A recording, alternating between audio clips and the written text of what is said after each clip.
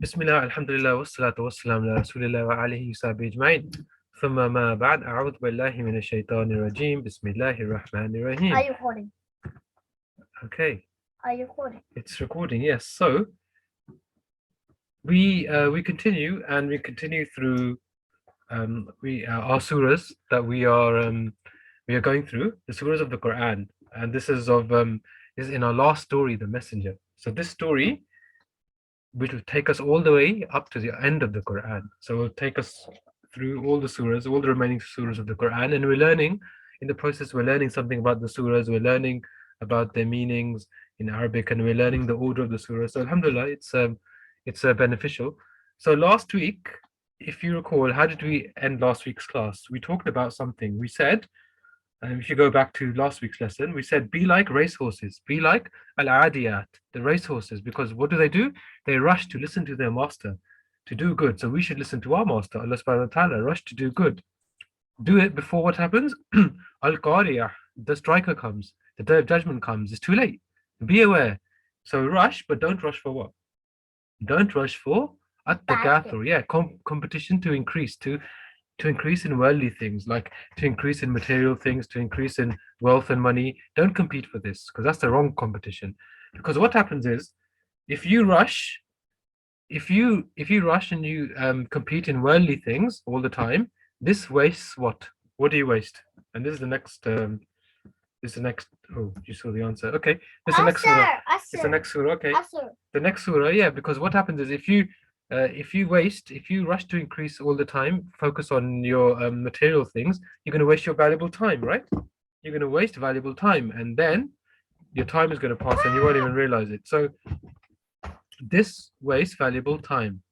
Al-Asr. So Al-Asr, this surah, it's very interesting. We talk about this. So Al-Asr is time, basically. It's time which is running out. So don't. So if you rush for these material things, you're going to waste valuable time. Now, Surah Al-Asr, this surah is. I think you can all hear me. Okay. So Surah Al-Asr. This is a surah which Imam al-Shafi said of the surah famously, and you may have heard this, that if Allah subhanahu wa ta'ala, if he only revealed Surah Al-Asr, if he only revealed one surah for the whole Quran, Surah Al-Asr, that would have been enough for us. So obviously he's exaggerating a bit about the significance, but in a positive manner. But obviously, the concept is there that this surah is so comprehensive. It's like if you only follow what's in the surah, that's going to be enough for you, basically. That's going to be enough for your deen, enough for your religion, enough for your success in the hereafter. And obviously, you don't have time to go through the surah in detail, but we can briefly summarize that this surah is very comprehensive. And really, at the beginning of the surah, Allah subhanahu wa ta'ala, so he gives a qasr, he gives an oath. And by the way, asr, what is the meaning of al-asr? Asr is from in Arabic, it's juice is like has a root of these letters. Asir is juice, and asr has the same sort of root letters. And in juice, if you imagine like orange juice, when you make freshly squeezed orange juice, you squeeze the juice in the on the thing, yeah, you squeeze it, you squeeze the juice, and when you squeeze, all the last drops which come out at the bottom, you squeeze so every little drop comes out. And that's the concept here, that we only have only a little bit of time left. As asr is time which is running out, just like the juice. When you're squeezing it, you're squeezing the juice, and the last few drops which come down are the last few drops which are left. The drops are running out because there's not many drops left. Just like this, we don't have much time left, and this is asr. Asr is time which is running out. So our time is about to run out. And here, al-asr, it means by the passing of time, or by the time which is running out. And Allah subhanahu wa ta'ala gives an oath, wal asr. He swears by the time which is running out. What's the it's a really powerful oath. It's a powerful qasam because we cannot control time, basically. Time is non-stop. So if you think about it, time is running out, we know that, but time is non-stop. So we all get, like if you think about it, we all get the same 1 minute. We all get the same 1 minute of time every day. So it's not as if my 1 minute is longer than your 1 minute.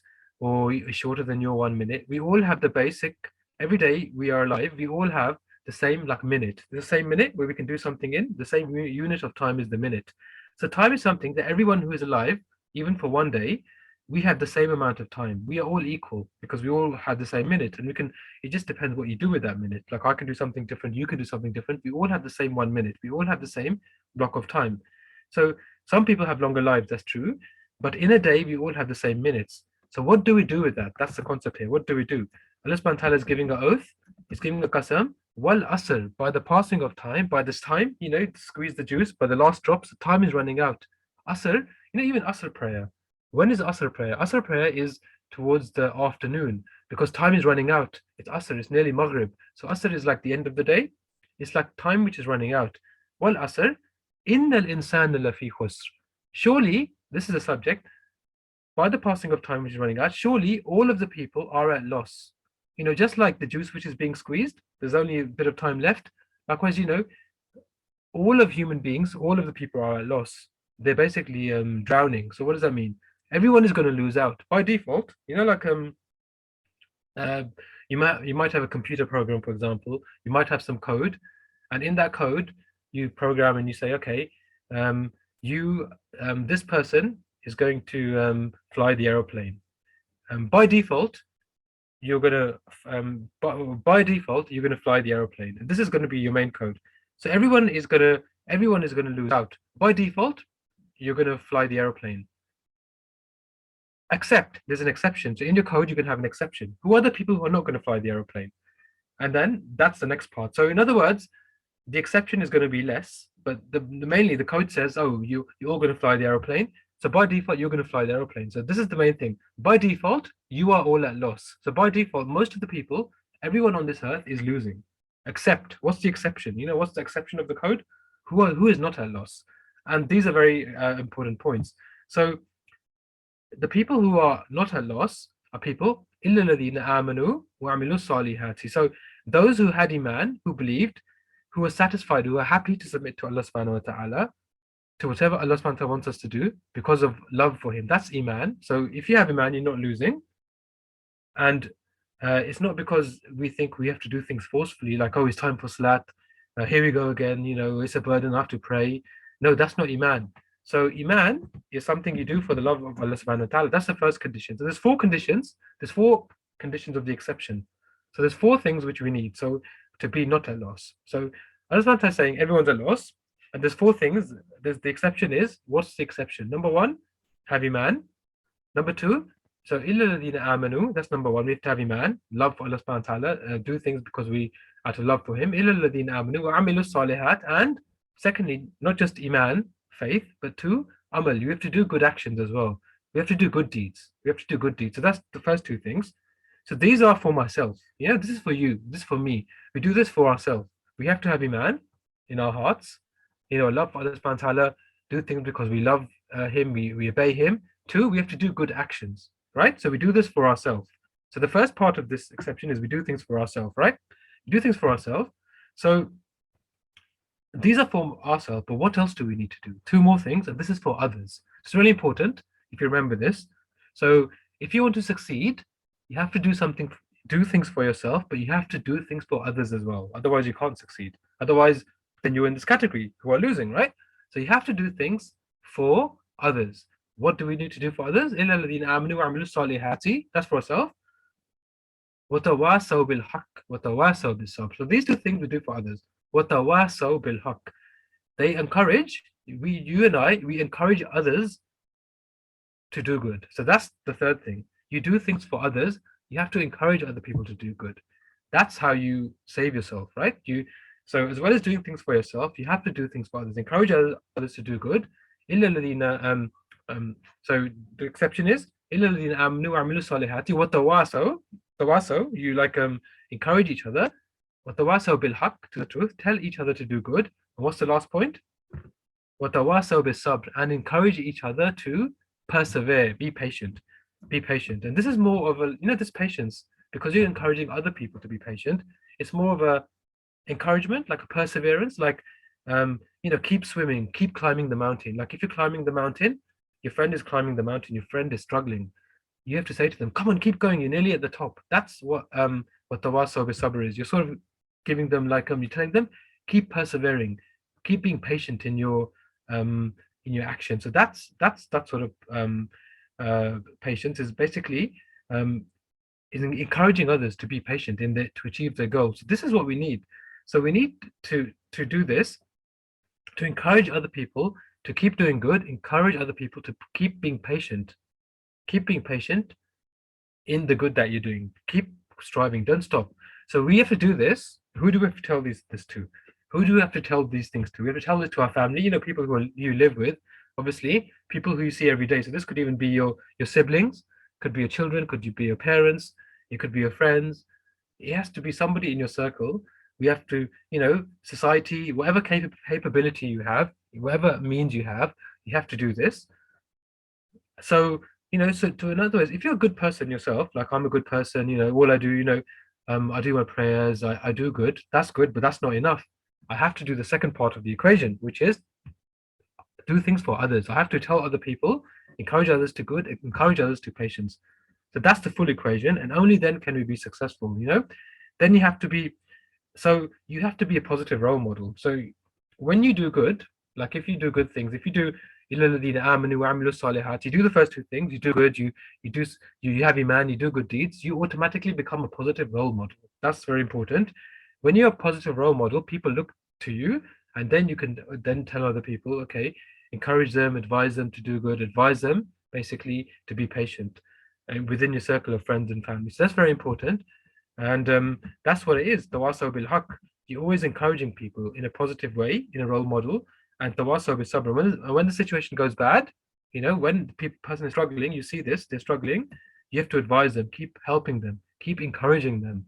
So keep advising them to, keep reminding them to remember Allah subhanahu wa ta'ala. So this surah summarizes the reality of Iman, really. What's that? Take care of yourself, take care of others, and then we can be successful. So this is very, very, very important. And so is that clear? Is that clear? Just as a quick nutshell regarding the surah, that what it is. How are we not at loss? How are we not drowning? Because we're doing these four things. The first two things, we're taking care of ourselves, iman, good deeds. Second two things, we're taking care of others. So I hope that's clear. And by the way, how will you know that you're taking care of others? That's the question. You will know because you will have a love and concern for other people. So by default, we need to have a love and a concern, not like a hatred for other people. Because how can you advise other people? How can you be concerned for them if you don't have a love for them? Right? So just think about it. If you have a concern for humanity, a concern for people, then you will advise them. So we need to have this love for others, for humanity, for the sake of Allah subhanahu wa ta'ala. And that's very, very important. So I hope that's that makes sense. And just to finish off, I just wanted to give regarding the surah, just like a imagery.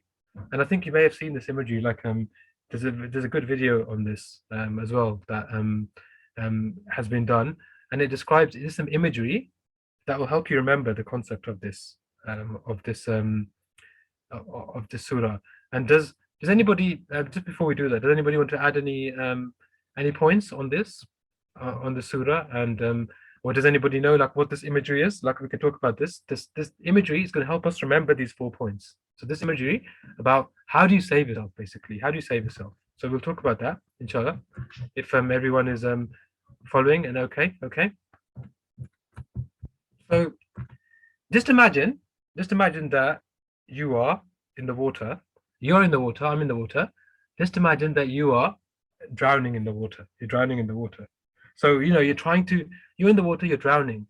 If you're drowning in the water, that's what it is. We are all drowning in loss. So right? So that's the first thing. We are all in the water, we are drowning. We are drowning. Illa ladina, except, what's the exception? What are the 4 things you need to do to basically survive? Right? What do you need to do? If you're drowning, what's the first thing you need to do? What's the first thing? Can somebody tell me? Say if you're in the water and you're drowning, and I'm in the sea, and I'm drowning in the water, I'm like underwater. What's the first thing I need to do to save myself? The very first thing. Good, try swimming.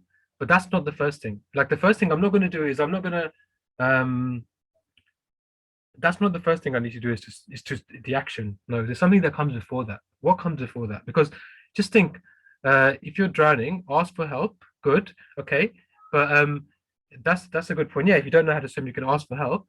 But just imagine you're at the moment you're alone, and just imagine you know how to swim. You know how to swim, but in this instance you're drowning. What do? You ask Allah to save you. Okay, good. Like you're asking Allah subhanahu wa ta'ala to save you. That's a good point. That you are you had you some kind of iman there, so that you're on the right lines. What's the right on the right lines? I mean, you're on the right lines. But the very first thing is just imagine you're in the water and you're drowning. Do you think that in your mind, what do you need to think? Do you need to think in your mind, oh, I'm drowning, just let it go, I'll just die anyway? Is that how you think? Do you think in your mind, oh, I'm drowning, what can I do? You know, that's it. Is that how you think? Or are you going to think, yes, you know, I'm drowning, but I can survive. I can survive. It's good. Try swimming. That's good. So swimming is the action. That's going to come second. The first thing is in your mind, you need to think, you have to believe in your mind. You have to think, yes, I can survive. Because if you don't believe, first thing, if you don't believe, how are you going to even do actions of swimming? You'll only swim when you think, yes, I can do something about it. So first thing, you have to believe that, yes, I can save myself. You have to believe, Iman. Have a positive mindset. Exactly. Jazakallah khairan for that. That's what we're trying to get across. You have to have a positive mindset, can let you carry out the task. So that's what Iman is. First thing is Iman. Have a positive mindset, and you think, yes, I'm going to save myself. I can save myself. I believe I am going to save myself. That's the Iman, number one. Number two is like you mentioned, you have to do good action. What's the good action?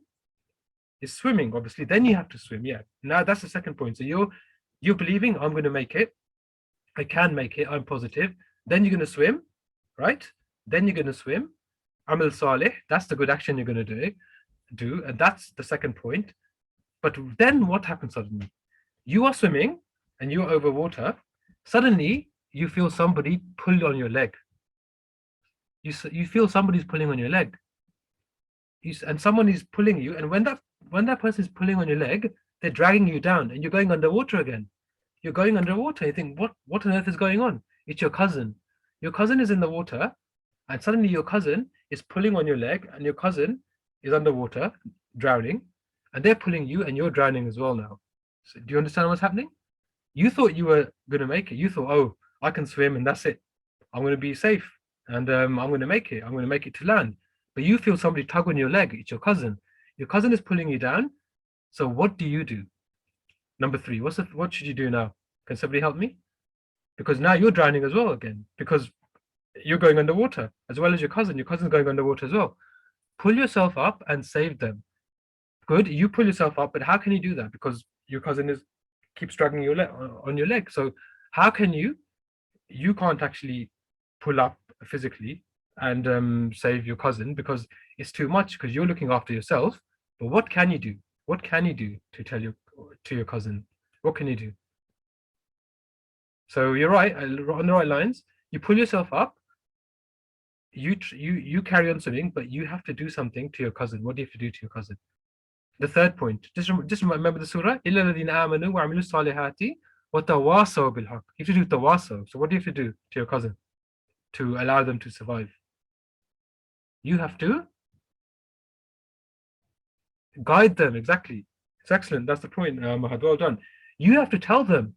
You have to say to them, guide them to the path. Say to them, tawasaw bil haqq. Advise them to the truth. Advise them that, come on, cousin, swim, because that's the only way. Don't hold on to me. Swim. Believe you can do it and do it. Swim. You will be safe. And that's the third point. You have to advise others. So you advise your cousin, come on, you can swim. And suddenly your cousin starts swimming. And when your cousin swims, your cousin goes up on the water and your cousin is now safe. And you are swimming as well because you're looking after yourself, but you advise your cousin. Because of your advice, your cousin was saved. And this is so important, because just think, if you didn't advise your cousin, what would happen? Your cousin would go down and you would go down as well, because he was on your leg. So you'd all go down, because that's what Allah subhanahu wa ta'ala is saying. He's saying, if you don't advise others, you will fail as well, because you need these points to go to basically enter Jannah. You need to advise others as well as looking after yourself. So it's not enough just to look after yourself. So now what happens is your cousin is swimming, you're swimming, but then your cousin says, "Oh, I can't do this anymore." You see land in the distance, but your cousin says, "No, I can't take this anymore. I've had enough. I'm too tired. I'm going to give up. I'm going to give up." So what do you do? This is the fourth point. What do you say to your cousin now? The fourth point. Do you say to them, "Yeah, give up. That's fine"? What do you say to them?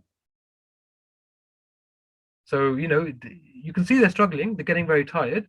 They can't swim for longer because they literally, they're so knackered, they're so tired. But what do you say to you? What do you do in this case? And this is the fourth point of the surah. If you just remember, you're doing the iman. Amanu. You're believing you're safe for yourself. Then you're doing amanu wa amilu salihat. You're doing the good action. Watawasaw bil haq. You're advising your cousin. You advise them to swim, the swimming. What's the last point? Watawasaw bil sabr. So what's left? What do you need to do to your cousin? What do you need to say to them at this point when they're tired? When they say they're tired. So you have to. Yeah, exactly. Tazaka ahead. You have to tell them, carry on, persevere. Come on, you can make it. Come on, you can make it. Encourage them. Be patient in the sense that persevere with achieving your goal. Be patient. You can do it. Advise them to carry on. And this is what you need to do. Keep encouraging so they don't drown. And that's the concept here of this surah of the exception. And that's the concept we have to take and remember. Just remember this image, the scene of the swimming. And then you'll understand what we need to do is to look out for others as well as ourselves. So I hope, in this way, and then if you keep doing this, eventually you're going to make it to land, and your cousin is going to make it to land, and then you're going to be safe. And these are the people who are safe. And this is the mindset we need to have. So I hope that brings home the point, inshallah. Okay. I hope it's clear. So that's what we are saying. Inshallah, we remember the story and we can remember the significance of the surah. So Surah Al-Asr, we're saying,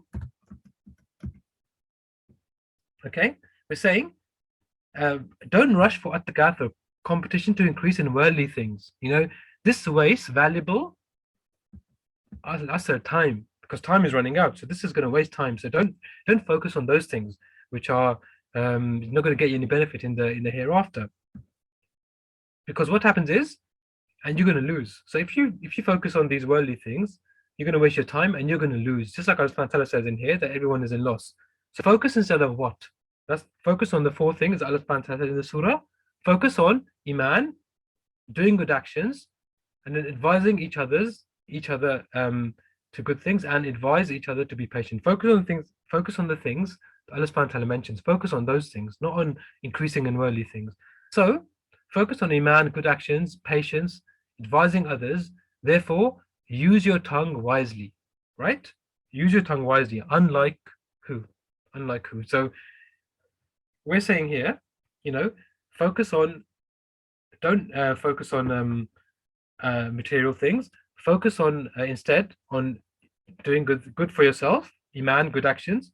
Focus on doing good to others. So when you do good to others, you have to use your tongue, right? You have to use your tongue. So use your tongue wisely. Use your tongue in the right way. Unlike who? Who does not use their tongue in the right way? The next surah. Can anybody help me? Surah 104. What is the next surah? Surah 104. Okay, Jazakallah khair for that. Hafsa, yes. Surah Al-Humazah, yes. Surah Al-Humazah. So use your tongue in the right way. Don't use your tongue like this person. Unlike person who is Al-Humazah. And unlike Al-Humazah, yes. This is very important surah. A very important concept here. And Jazakallah khair for that, which basically means Al-Humazah is the backbiter. So this is a very important surah, and again, very important for us, reminder, because this is so important that Allah subhanahu wa ta'ala, He dedicates a whole surah in the Quran to the person who is basically backbiting and slandering and speaking bad about others. So this is very, very important concept that we need to understand. So use your tongue in a good way, unlike Al-Humazah, the backbiter. So Al-Humazah is basically, the backbiting that's done. And Allah subhanahu wa ta'ala is saying, Waylun likulli humazatil lumazah. May the worst destruction be on the one whose goal, what's the goal of this person? Is simply to speak about other people all the time. Because what you need to understand here, wailun likulli humaz and lumaz. There's two things. Wailun likulli humazatil lumaza. Humaz, this person, he or she, um, they speak about other people, and it doesn't mean that they necessarily speak bad about the lies about other people. They could be speaking the truth about other people, but that's still backbiting. So we talk about this, that may the worst destruction be on the person, Allah subhanahu is saying, whose only goal is simply they speak about other people all the time. He or she, they don't care about their own sins. That's the very important point. They don't care about their own sins. Rather, this person is only concerned about the gossip. And gossiping and slandering. So speaking about other people and telling lies about other people, speaking about other people, that's the only goal of this person. So subhanAllah, one of the etiquettes of our business, of our religion is, you know what it is? Basically, mind your own business. That's very important. Mind your own business. Don't concern yourself with what's not your business, because that's going to be a cause of destruction. So of a perfection, this is what the Prophet ﷺ said, of a perfection of your iman is to leave alone what does not concern you. That's how to perfect your iman. We're talking about iman here as well in the last surah. That's what the Prophet ﷺ said. So Allah subhanahu wa ta'ala, he criticizes in the Quran, he criticized the one who is always gossiping and always backbiting. And that's very, very important. And Allah subhanahu wa ta'ala says, وَيْلُ لِكُلِّ هُمَزَةٍ لُمَزَةٍ. Humazah is backbiting, lumaz is slandering. So backbiting means that you are backbiting is that you're speaking about another person, and you could be you're telling the truth about the other person. So you're saying, this, what she does, what he does, she does this thing, and yesterday she did this, and she went to this place, and he did this, and he was doing this. So you're speaking the truth, but that's backbiting because you're speaking about somebody else. That's backbiting. Or you're doing humaz, or you're doing lumaz. Lumaz is slandering. Slandering is inventing a lie against somebody. That's lying.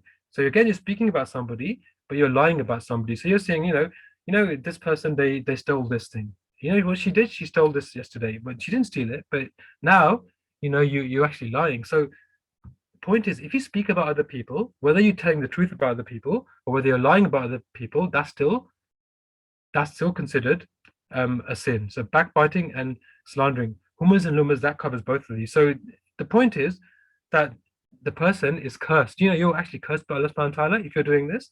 So, وَيْلٌ لِكُلِّ هُمَزَةٍ لُمَزَةٍ. And this is very important that we need to be aware of this. So subhanAllah, think about this and think twice, like before you speak about anybody else, think twice, because it could easily fall under backbiting, because even if this person, even if you're speaking the truth, that is still backbiting about the other person when they're not there.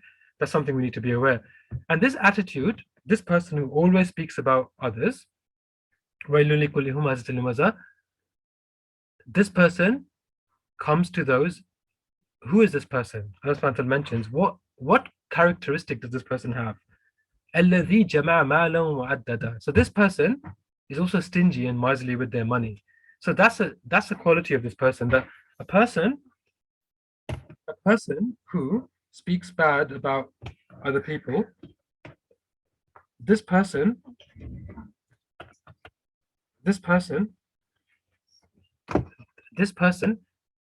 you know what they do? They are stingy with their money. They're miserly with their money, and that's a characteristic of somebody who always does backbiting and lies about other people. With their money, they're very stingy, and that's something really important to be aware of. And the person who is interested in other people's faults is the one who gathers wealth, gets and always counting their money and is stingy with their money. And this person thinks that their money is going to cause them to live forever. So they think, that their money is going to cause them to live forever.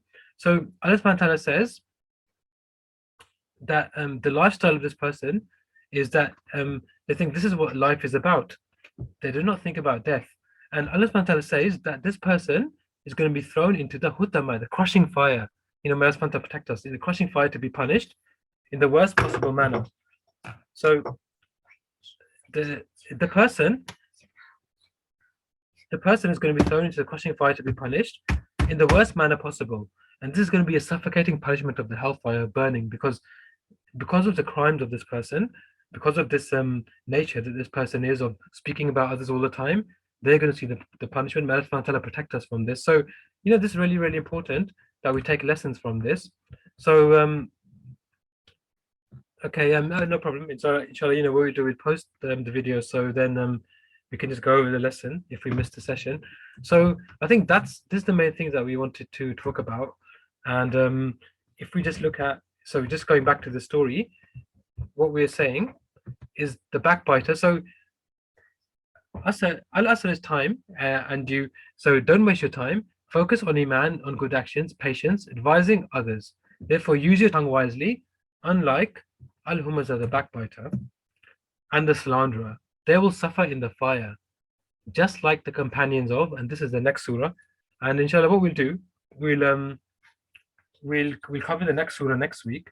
And just remember, inshallah, when it comes to the points we've learned today, is some very important points about how do you save yourself.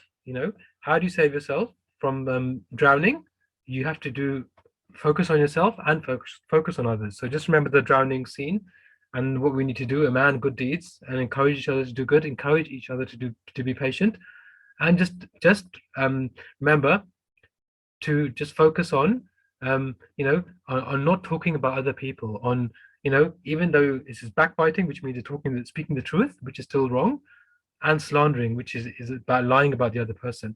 So and somebody could say, okay, fine, then what do we talk about? Because when we get together, like it could be we get together, that's like a big topic of conversation. We talk about other people. Well, that just means Allah subhanahu wa ta'ala, He's encouraging us to focus our conversations and our actions towards something which is beneficial. So in your gatherings, speak about good, about reminding each other of of Allah subhanahu wa ta'ala. That's what we need to talk about, because Allah subhanahu wa ta'ala has says, may the worst destruction be on these people. So we want to stay away from this. So we can, inshallah, take questions and talk about lessons that we've learned. Subhanaka Allahumma wa bihamdika nashhadu an la ilaha illa anta nastaghfiruka wa natubu ilayk. May Allah subhanahu wa ta'ala reward you all and bless you all for joining, and may Allah subhanahu wa ta'ala increase us all in Iman, in our good deeds, give us the ability and the understanding, and bless you and your parents, give us the love and understanding of the Quran. And we can inshallah we will carry on next week. So first we'll just go over, I think what we can do, we can just go over a few surahs back. If we go a few surahs back, and we've finished now anyway, so we can just leave that. So we just need to read. So what we'll do, did anyone want to just go over the last last few surahs? Okay, we can do that. So we can do the last few surahs. Did you want to read? Okay. So okay, we'll just do that. So just a quick summary. So what we can say is, if we just go back, just to refresh ourselves. And by the way, while we're doing this, if you could just think of something you've learned today in the lesson, and just type it up quickly, just as a reminder for us, and that would be beneficial as well. We can learn from it, and just think of something you've learned, and we'll just go over some of the surahs. So last week, if we just say, we talk about surah number, okay, Ashar. Let's see if we just go through this page. Ashar, which means you expand. This is what was Ashar is the expansion of a chest to remove the difficulty in understanding, and that's what we understand. This is from the previous surah. So you can just go back. So yeah, this gives hope. Ad-duha, the morning brightness, you turn over a new leaf. This gives hope to the Prophet sallallahu alaihi wasallam, as does Ashar, to expand his chest, to remove difficulty in understanding. With every difficulty comes ease. Just ask the farmer who looks after Atin, the fig, and the olive are blessings of Allah, as is your creation, because you came from Al-Alaq. You came from a clinging substance. It's so amazing. The embryo is like a leech. Then you grow up and you learn to read. And this is Al-Qadr, the decision, the power of Allah. And the Al-Qadr is a special night where the Quran came down. The Quran has Al-Bayyinah, clear proof that Allah is one, also of Judgment Day, which will start with what? Al-Zalzala, the earthquake. All our deeds are going to be visible. So prepare for Judgment Day. Be like Al-Adiyah, the racehorses. Rush to do good. Obey your master before Al-Qariyah, the striker comes. The striker, the calamity, the day of judgment comes. Rush to do good, but don't rush for At-Takathur, competition to do to increase in worldly gains, because this wastes valuable Al-Asr time which is running out, you're going to lose. Focus instead on Iman, good actions, focus on yourself, and patience, advising others, focus on others. So use your tongue in a good way, wisely, unlike Al-Humazah, the backbiter and the slanderer. So don't use the tongue in a bad way. They're going to suffer in the fire, just like the companions of, and this is the next surah. So inshallah, we'll carry on next week with the next surah. So I hope it's been beneficial. So anything that we've learned, okay, we've got so you've said here, Mahad, we should advise our family and friends to be on the straight path and display patience. Good, okay, excellent. So, like, who can you advise? You should advise your own siblings, your brother, your sister. So, we live together, obviously, then you have fights and things, but you don't want to focus on the fights. You want to focus on advising each other to do good and to remind each other of Allah subhanahu wa ta'ala. And that's very, very important. So that's a very good reminder. So if there's any other points you can mention as well. So to use your time wisely and to also not to backbite. Okay, excellent point. Hafsa, Jazakallah khair for that. Yes, don't backbite, use your time wisely. So inshallah, will Allah subhanahu wa ta'ala allow us to do that, to use our time wisely and to not backbite. And inshallah, we will carry on next week. Wassalamu alaikum wa rahmatullahi wa barakatuhu.